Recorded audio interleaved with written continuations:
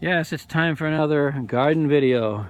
This time being made at the tail end of the 2016 garden season. Now, I could still take another one even later than this, and I may, but this is certainly getting out there. This is the middle of September. And this is when things they're still growing, but they're doing more dying.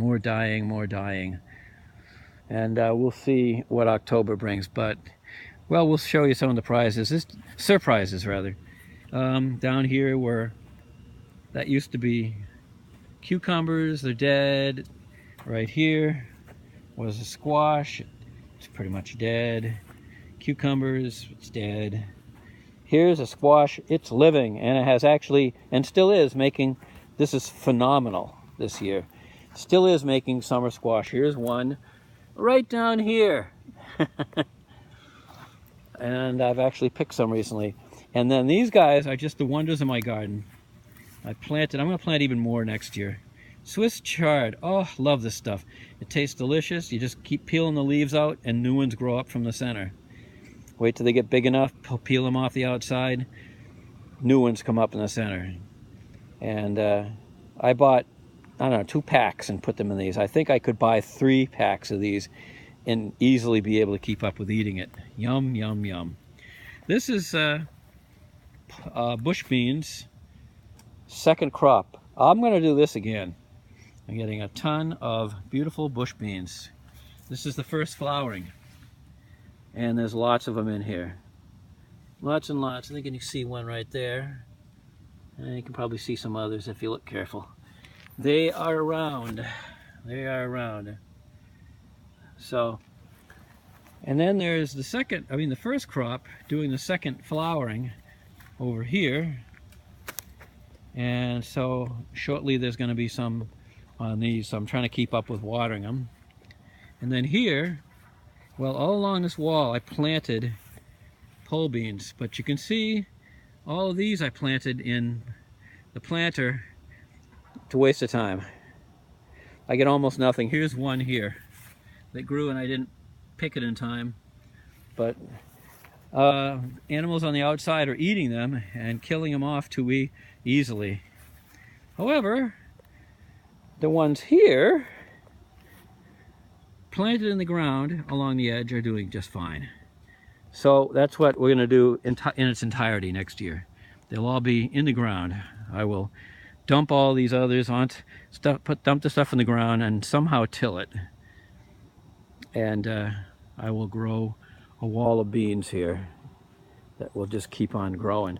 They don't really come into fruition until this time though, in the fall, you know, like August, September. Here's more of the squash. Whoops, sorry. And you can see one growing right there, summer squash. I think you can see it. It's in there. There it is. This plant also is looking healthy. Actually, there's several here that are looking healthy. And they're all attempting to grow squashes.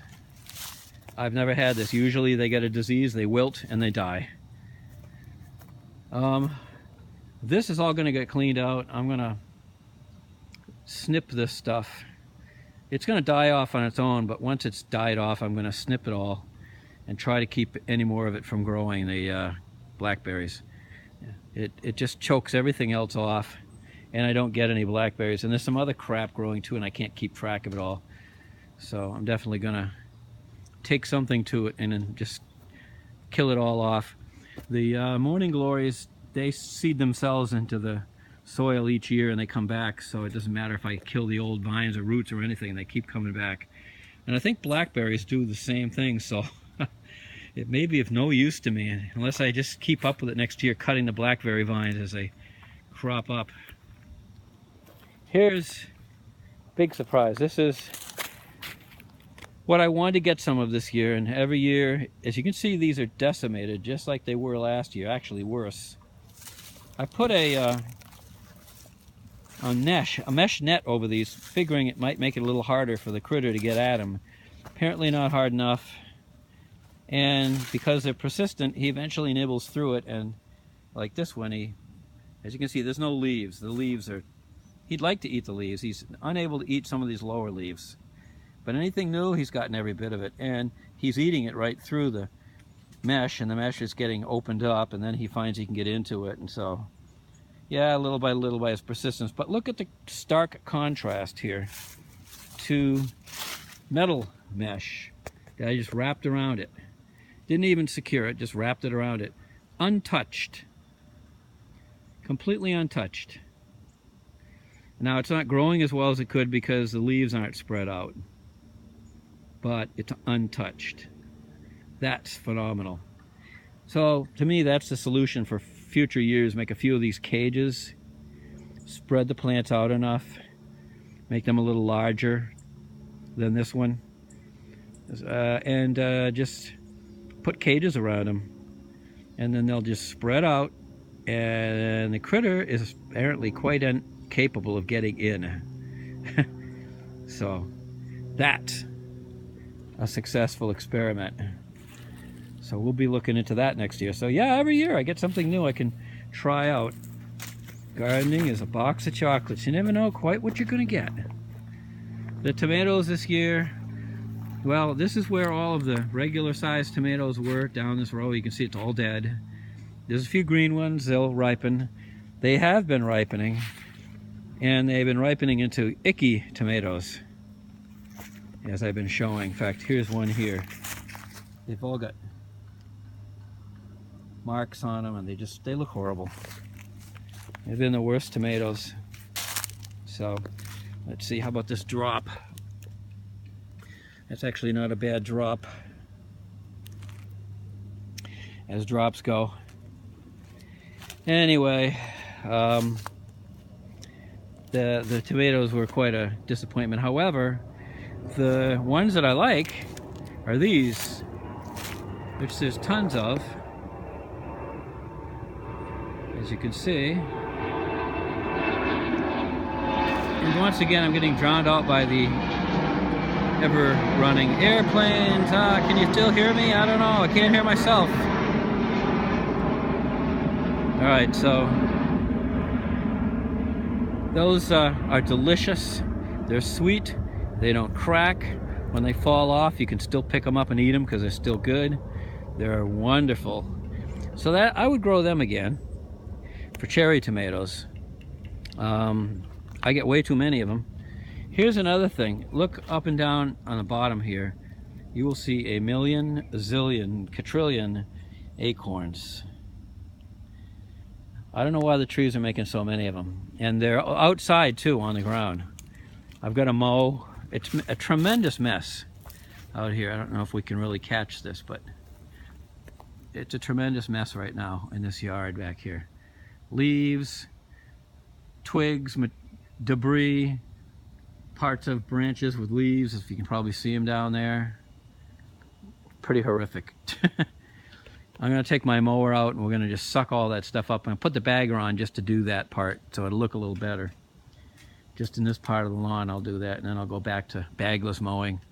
I think that's something that'll happen one of these days this week. So here is the Jerusalem artichoke, still untouched. Oh, look at that little guy come in. He's right over here. He's coming in. Is he going to dare to come in when I'm here? It's a brave little guy. He's looking right at me, so I can see one of the places he gets in. But he's just getting in between the I bet he's gathering up nuts in here or something. Wouldn't surprise me at all. I don't know. All right, so, well, that's the majority of the garden and how it's done, and how it's been doing, I should say. Should get more beans, both pole and bush ones, Swiss chard, and some more squashes and some more cherry tomatoes. All that stuff is still coming in here in mid-September, but it's slowing down, slowing down, slowing down. And I got a lot of cleaning up to do at the end of the season. Also coming in at this point, fairly soon, are Concord grapes. They're not quite ready. They're not a deep purple yet. This one here is getting close. don't know if you can see it. Can I get right up next to it? Yeah, that's getting there. There are tons of them up in here. There are just tons and tons and tons and tons of grapes. And there's more all over the place here. Everywhere. Everywhere you look. This doesn't have enough resolution to really show it, but it's there. So in just, I would say, maybe a couple of more weeks, there's going to be a crap load of grapes that I can pick and do grape juice or whatever with. And even right now, I think I can begin to pick some of these to make apple crisp, fried apples, apple pie. They're not doing too bad. They're ugly looking on the outside, they really are. Some of them are like that. I don't know if they get some of them here. There's one that is actually rotten, but that's not most of them. Most of them are just odd-shaped, pockmarked, and otherwise, but very much available to be cut, you know, picked and peeled and cored and used for pies and apple crisp and other such things, and there's a ton of them here. I'm gonna probably start picking some of those and bringing them in and doing that work and making some stuff from them. That's what I think. So that's our illustrious garden at this point. I guess I should add the front stuff because I covered those, so I'll boogie over here and cover the things. There's nothing on the back deck. The back deck stuff, I have to imagine that my videos have a lot of this in them, because especially this time of day. Back deck where you saw, and beside the back deck, like right here, where you saw squash and things like that growing, didn't do that well. Got a few things really not worth it. I think I could grow cucumbers and pole beans and bush beans on the back deck, but that would be mainly what I would try. This hydrangea hardly got any blooms at all this year. I gotta read into that and see what I can do to make it better. These guys were beautiful at the beginning. They're hosta transplants. Now they're dying out like all the hosta is. This is gonna get cut into much smaller pieces. It's probably gonna be a quarter of this left if I have my way. Lamb's ear. Here is the beginning of some gardening project. This used to be a huge bush, went all the way up past the top of the house. But not anymore. And this bush is going maybe tonight, maybe tomorrow. Yep, these jets keep coming.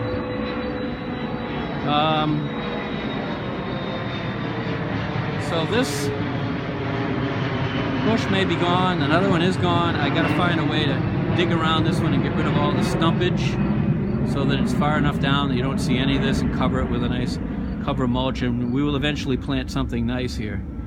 What is gonna happen is, see those shutters there? Those are new, much brighter. We got 2 more to put on right there. And then when we're done, if you can look up here, you will see what horrible shape the fascia boards are in.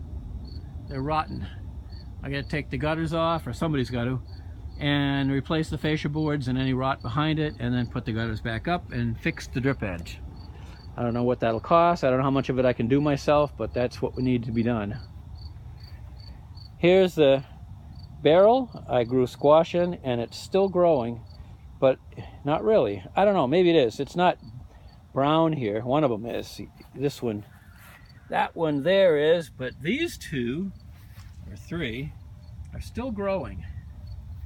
And they go out across the yard, and one comes out here, and we got a squash off that recently. I don't think any more will be. And here's the other one over here that came all across the yard. It puts down little runners. I don't know, maybe I can catch them on the video here. Yeah, there's one. See it? It that's one going out, and it'll stick itself in the ground and suck water up, and it does that all the way along. Here's some more. See them there? Little like roots off the vine. And so the vine can survive better even though the back part of it's not doing great. And here we have yet one more Trombosino squash. This one's not very big, it's only about 4 inches long.